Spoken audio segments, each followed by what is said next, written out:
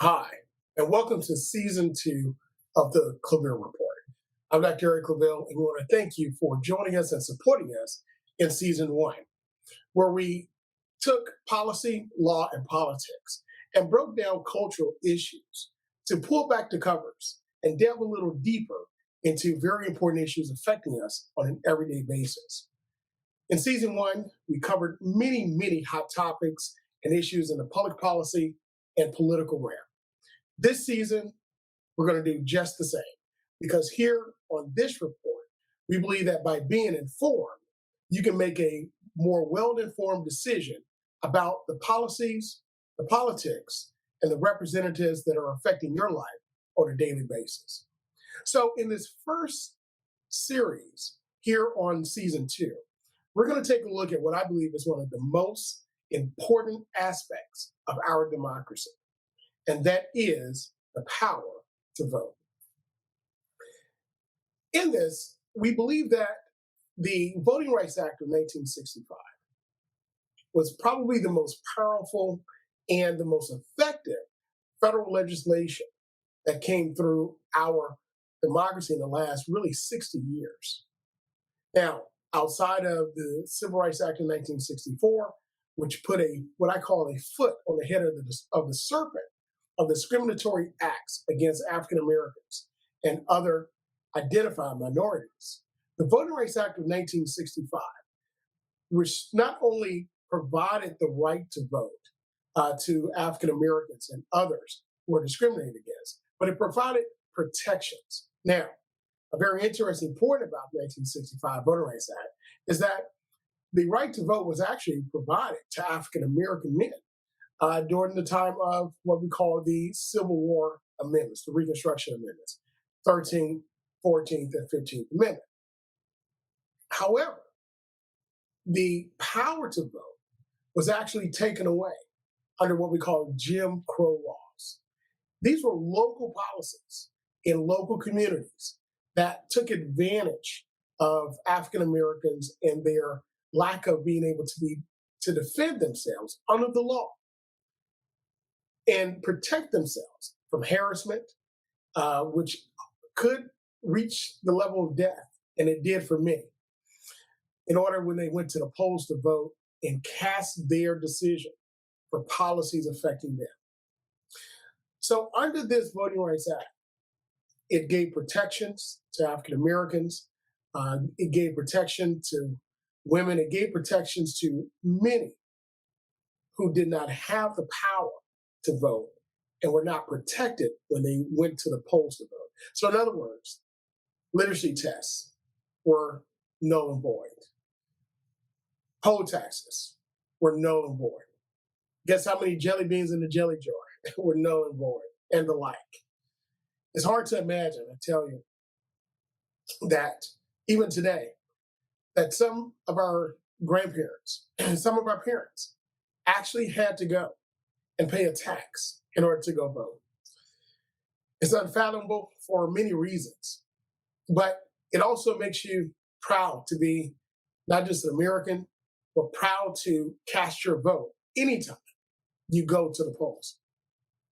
It was a piece of legislation that really worked to correct the wrongs of yesterday, to help to build a better future. So when the Voting Rights Act of 1965 found tremendous success in increasing the number of African Americans going to the polls to vote, it also increased registrations and it increased a political awareness like no other.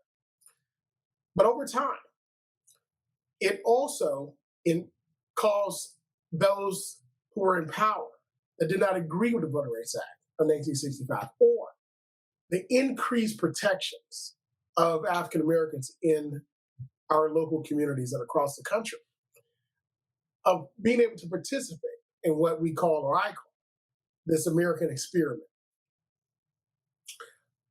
Throughout this process, the only part of the Voting Rights Act that really protected African American voters and others who were discriminated against from going to the polls and being victimized again was also this part in Section 5 called preclearance. Now, there was a formula that was created for states and localities that historically had discriminated against African Americans. And under that formula, or what we call a coverage formula, individuals found themselves subject to the oversight of the U.S. Department of Justice. So anytime, any type of voting provisions, any type of voting laws, any type of changes in representative districts, which takes place every 10 years, after the U.S. Census is given in every 10 years. It's what's called redistricting. Those laws, those proposed amendments, those proposed maps had to be sent to the U.S. Department of Justice Office of the Division of Civil Rights in order to be pre-cleared to say, this is okay. You can implement these policies, these laws, these provisions for elections because they do not go against or do not hurt the individuals, the African Americans and others who were discriminated against and harassed from voting. Over time, we saw the success of this act. Over time, we saw the success of this policy. Over time, we saw the success of this preclearance. But just as all things change, so did the ideology around this particular area of preclearance, as interpreted by the courts.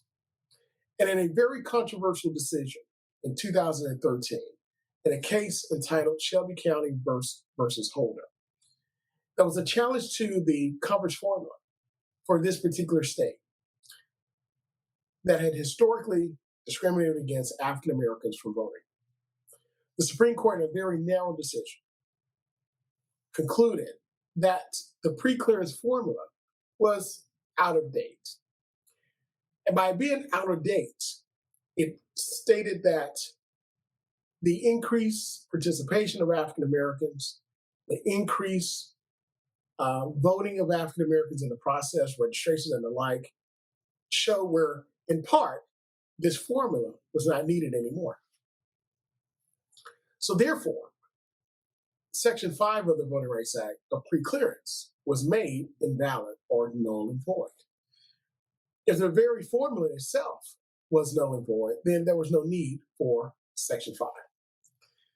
Well, immediately after this decision, you can only imagine on both sides of the spectrum how each side felt.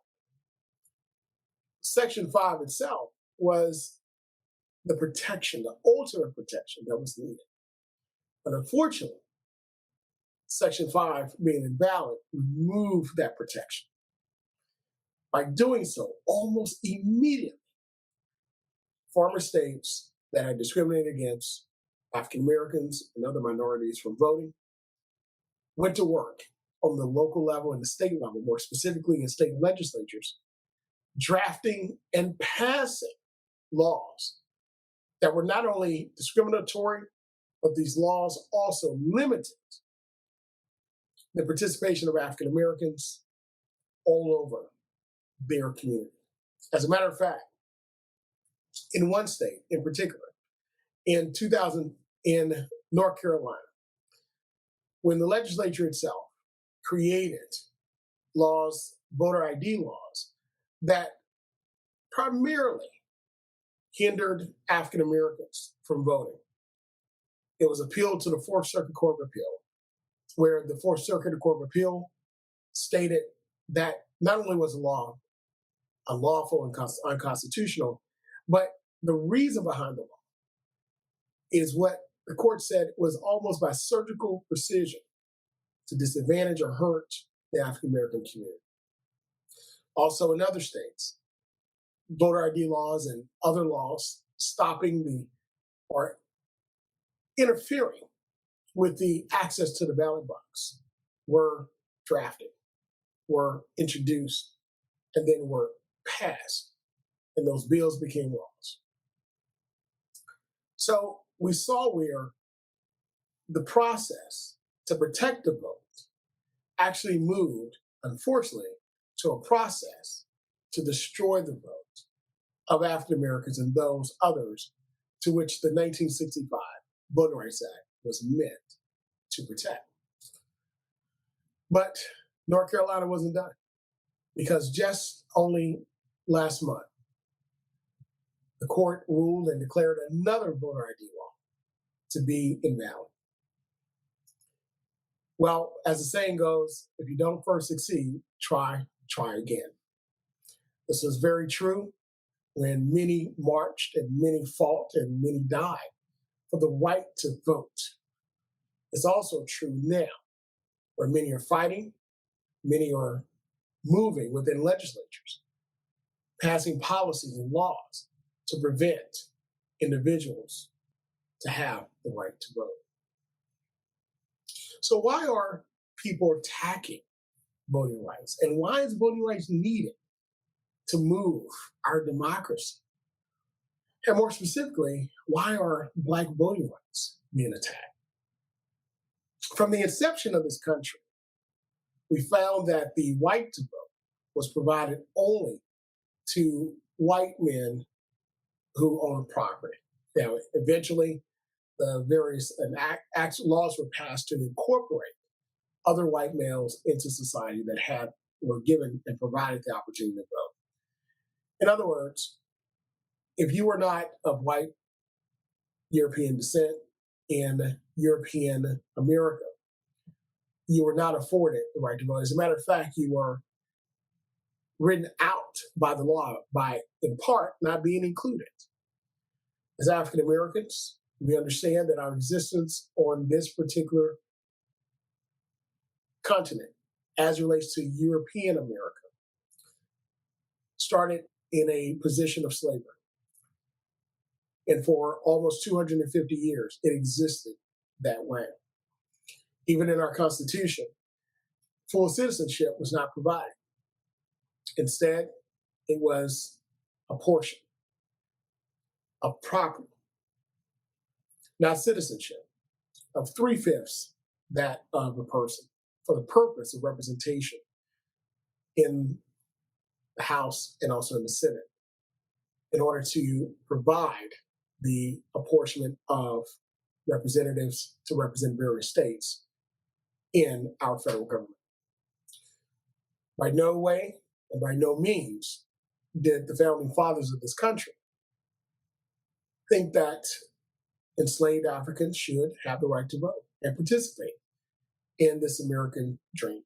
By no way did they believe that the Native Americans should participate and have the right to vote in this American experiment. By no way did they believe that women, no matter white, Black, Native American, should and have the right to participate in this American experiment from the aspect of voting. Well, why is that the case? To be able to vote, I believe, and according to my theory, in which I teach from, it is the ability to pass laws and public policy. And what is the effect of laws and public policy? I believe that laws and public policy are created in its intent or in its effect to control and dictate 3 aspects of our society: people, beliefs, and resources.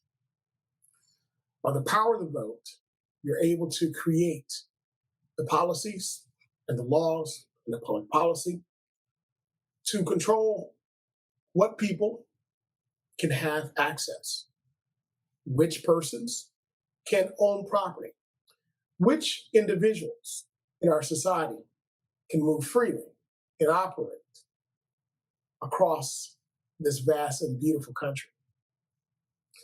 Not only that, but in controlling resources, laws, public policy are created to provide access and provide the apportionment of resources in our society to whatever community, whatever persons, and whatever families and corporations have the ability to operate in our society.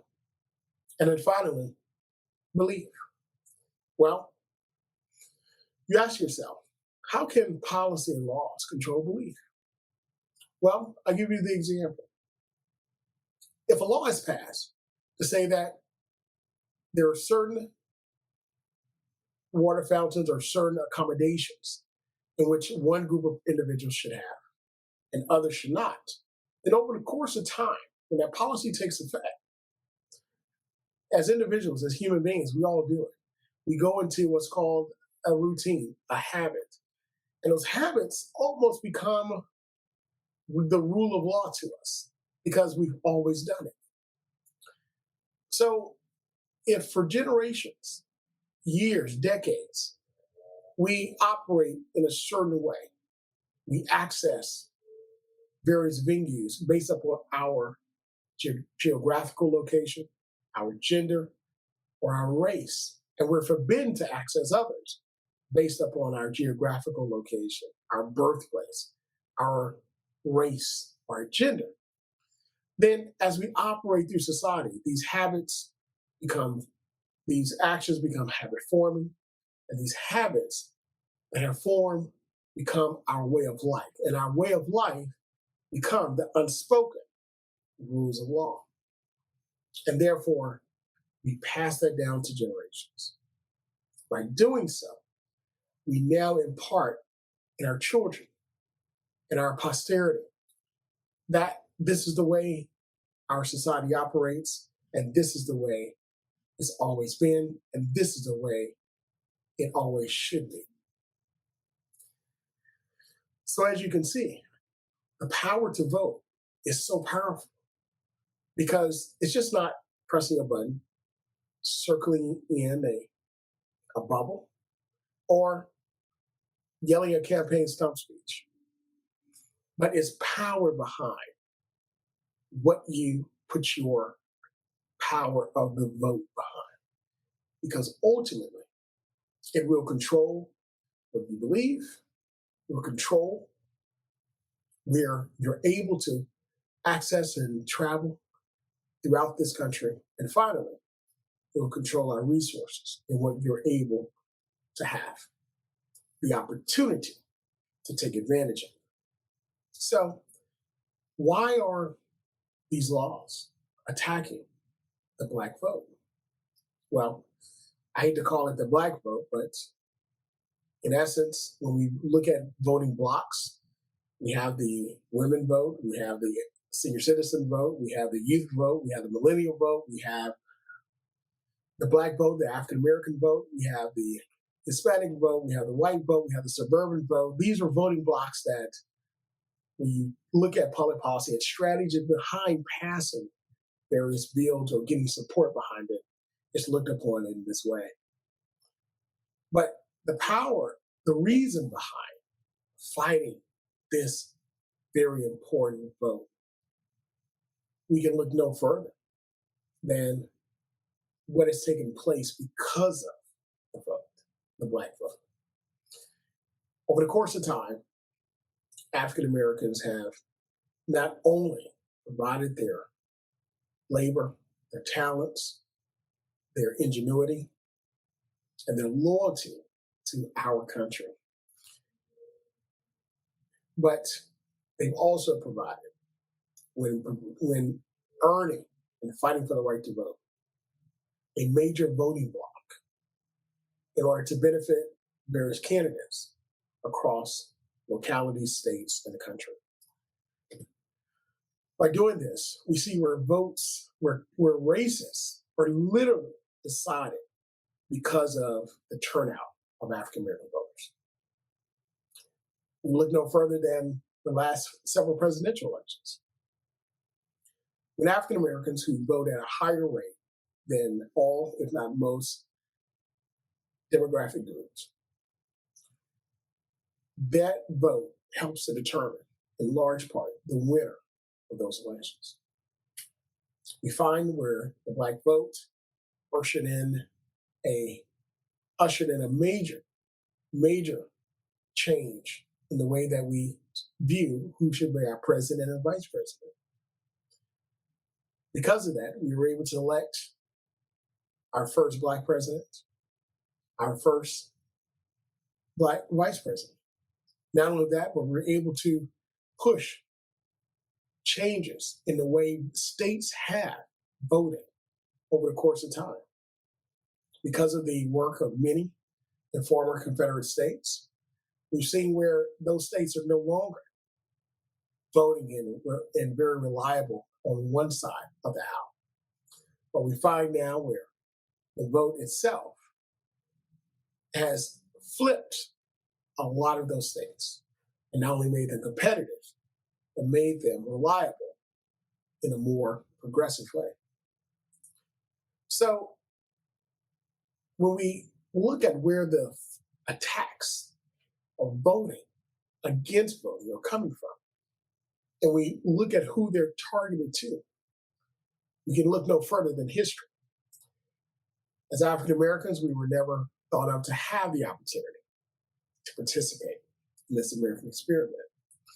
And when we fought for it and earned it, it wasn't given to us. When we fought for it and earned it, we find that now our voice is mighty when voting for the candidates and the policies and the laws of our choice.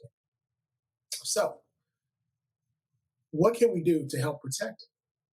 Well, not only just in North Carolina, but according to the voting roundup of the Brennan Center for Justice, they found that as of this year, so far of July 2021, we have over 30 bills that have become law, which basically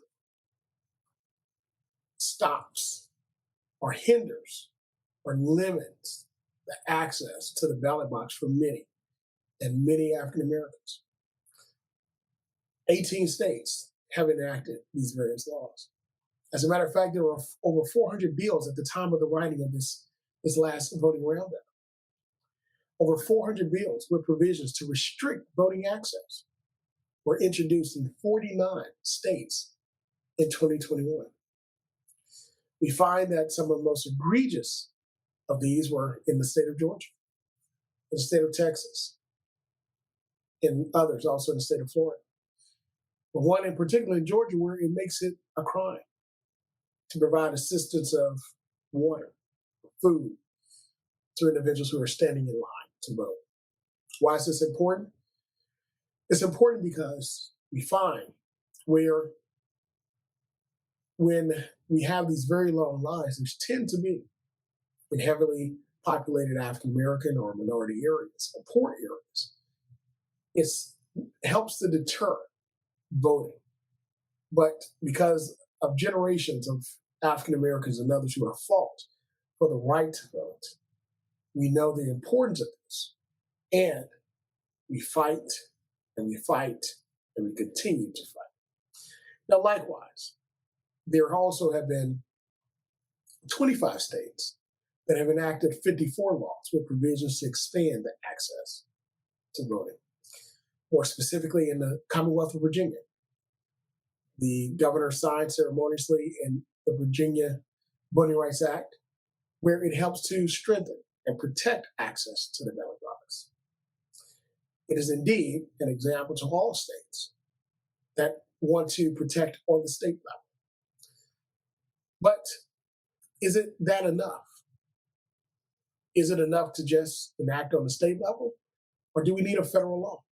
As a matter of fact, many believe that a federal law is just exactly what we need. So the H.R. 4, the John R. Lewis Voting Rights Advancement Act of 2021, is a bill introduced through Congress in order to do just that. And what does this bill do? It basically restores and provides protection in the Voting Rights Act of 1965. And the question that many would ask is, does it do enough, and why is it needed today? Well, it's needed today because the fight for the right to vote is a fight that never ends. A fight to protect voters is a fight that never ends. A fight to ensure that generations to come will have this opportunity that we enjoyed for so many decades because of the fight of our brave, courageous mothers, fathers, grandmothers, grandfathers, and others that supported them will not be in vain.